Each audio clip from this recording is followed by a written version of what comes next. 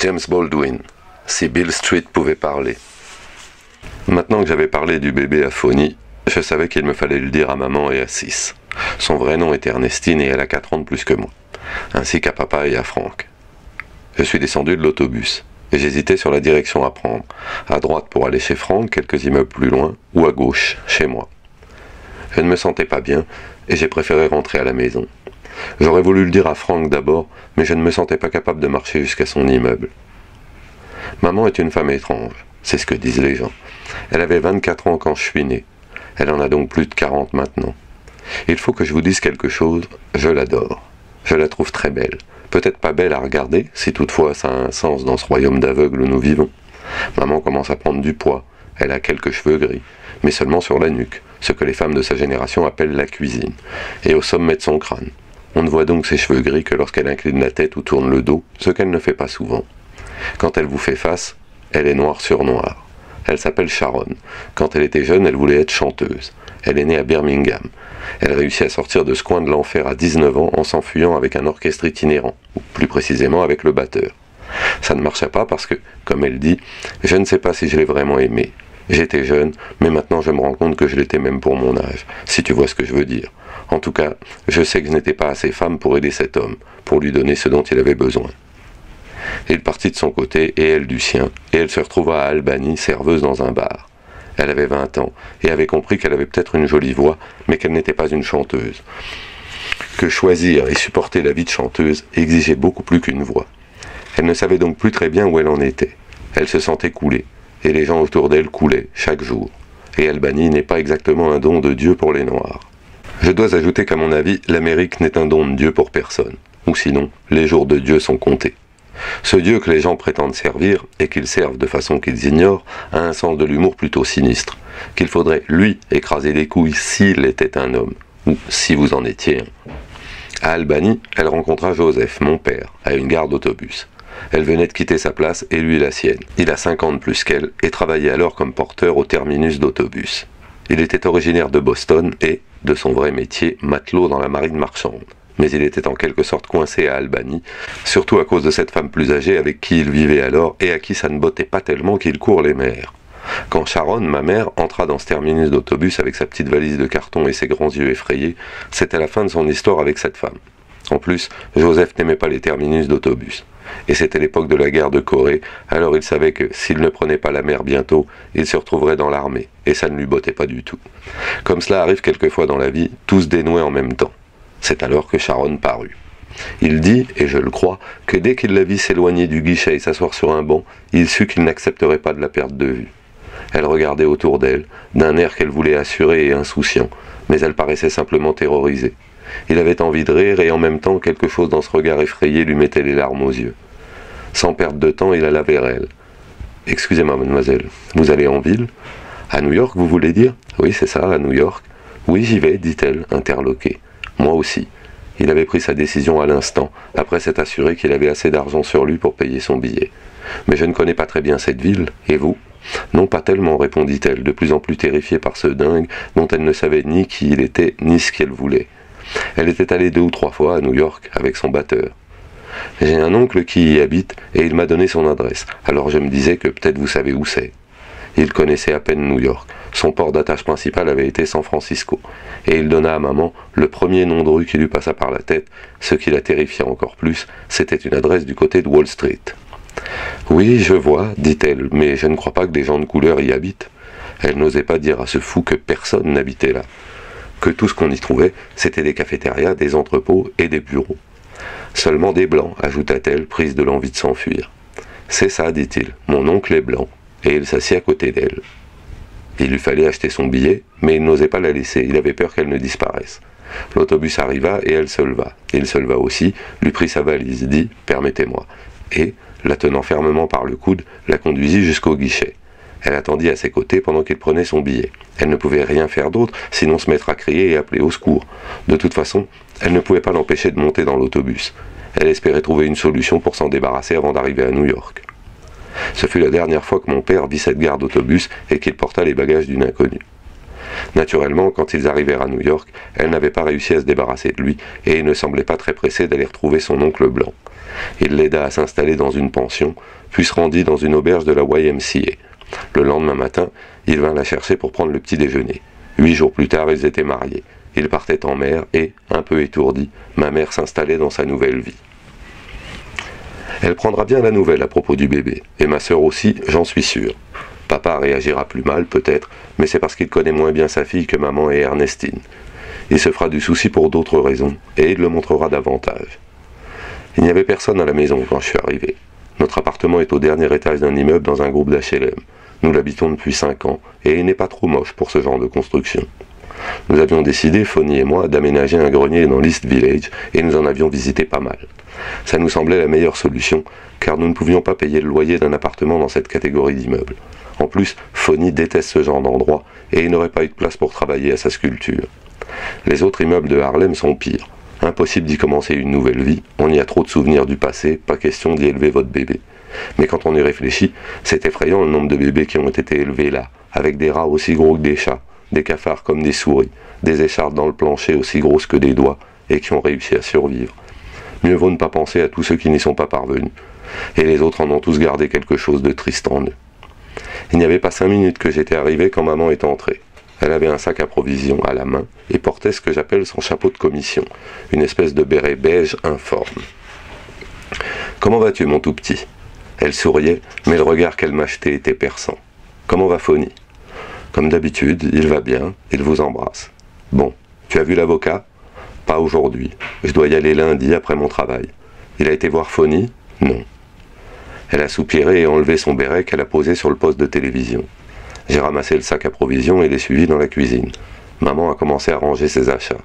À demi assise, à demi appuyée sur l'évier, je la regardais faire. Soudain, j'ai été prise de panique et mon ventre s'est contracté. Alors j'ai compris que j'allais sur mon 4e mois et qu'il fallait que je le dise. Ça ne se voyait pas encore, mais un de ces jours, maman allait me jeter un autre regard perçant et, tout à coup, alors que j'étais là, appuyé contre l'évier à la regarder, debout devant le réfrigérateur, elle examinait un poulet d'un air critique, tout en fredonnant un air entre ses lèvres, comme quand on a l'esprit préoccupé par quelque chose de pénible qui va vous tomber dessus d'une minute à l'autre. Tout à coup, j'ai senti qu'elle savait, qu'elle avait toujours su, qu'elle attendait seulement que je parle. J'ai dit « Maman ?»« Oui, ma puce », tout en continuant à fredonner, mais je n'ai pas poursuivi. Aussi, au bout d'un moment, elle a fermé la porte du réfrigérateur, s'est tournée vers moi et m'a regardé. Je me suis mise à pleurer, à cause de ce regard. Pendant 1 minute, elle n'a pas bougé. Puis elle s'est approchée, a placé une main sur mon front et l'autre sur mon épaule. Elle a dit « Viens dans ma chambre. Ton papa et Sis vont arriver d'une minute à l'autre. » Nous sommes allés dans la chambre, elle m'a fait asseoir sur son lit et a fermé la porte. Elle ne m'a pas touché. Elle est restée assise, parfaitement immobile à côté de moi, comme si elle devait rester d'autant plus intacte que, moi, je partais en petits morceaux.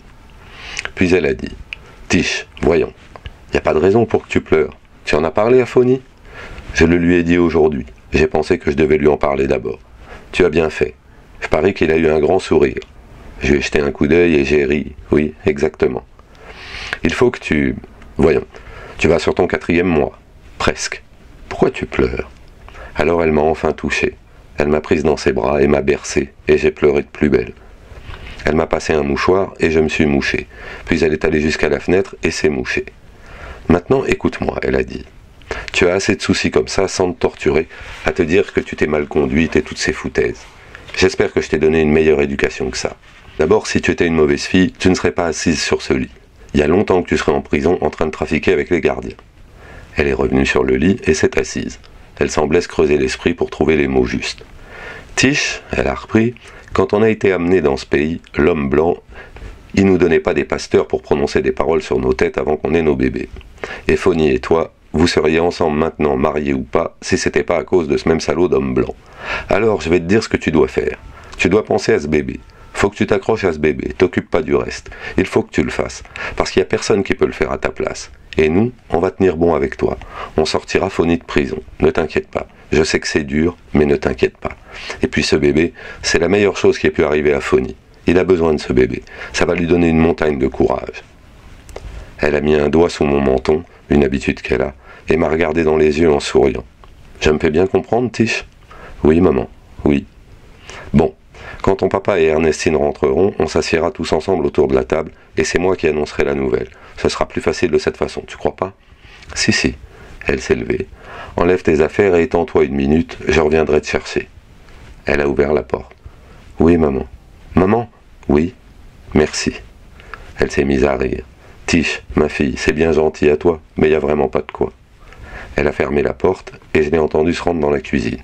J'ai enlevé mon manteau et mes chaussures et je me suis allongé. C'était l'heure où l'obscurité commence à tomber, où les bruits de la nuit naissent. On a sonné, j'ai entendu maman crier « J'arrive !» et elle est revenue dans la chambre.